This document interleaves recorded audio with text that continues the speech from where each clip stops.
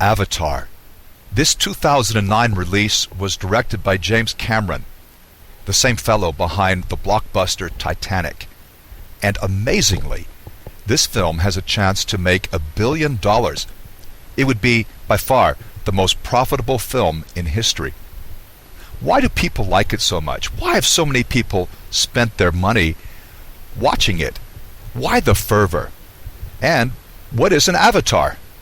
Well, if you're used to the world of computers and virtual reality games, you know, an avatar is the way you interact in that virtual world, is an extension of you, though of course it's not actually you. An avatar is really something from Hindu theology. For example, the god Vishnu visits our world as Krishna, and so others see him and interact with him, but Krishna is really a manifestation of the god Vishnu. So it's a word from Hindu theology, which has been used in the world of computers and video games for a long time now. And now we have a whole film named after it. In Avatar, Jake is a paraplegic Marine, military, who is going to visit this planet, Pandora, which is in a star system near the Earth, through an avatar. It's a 10-foot tall, blue-skinned alien, and his consciousness is in the alien. Well, I don't want to spoil it. If you haven't seen it, I would recommend it. It's certainly extremely well done. Though, actually, to be honest, Jake and his American friends are the real aliens. They're the ones who are alienating everyone else. They're the ones who are trying to break into this planet. The plot centers around the greedy exploitation of this pristine planet Pandora by Americans, and how their efforts are ultimately thwarted, but only after they've brought tremendous destruction.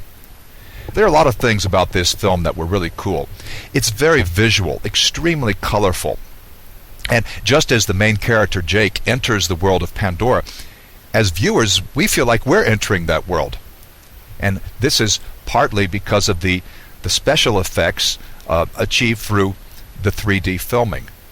Now, I regularly wear glasses, so I had to put those red and green 3D glasses on top of my own glasses, so after a couple hours, my nose was starting to hurt.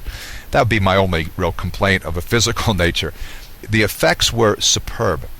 What was also very cool is the way the importance of ecology was emphasized, showing the interconnectedness of everything in nature. They had some insights into how the planet works, how ecosystems interlock, the connectedness of all of life. It was also cool the way it was an expose of the U.S. military economic machine. The military does the work of the greedy technocrats who pull the levers, and they end up basically bungling what they're trying to do, destroying everything in their way. It's really just unbridled greed. And so, insofar as this film shows the bankruptcy of materialism, it's worth seeing. There's also a lot of symbolism.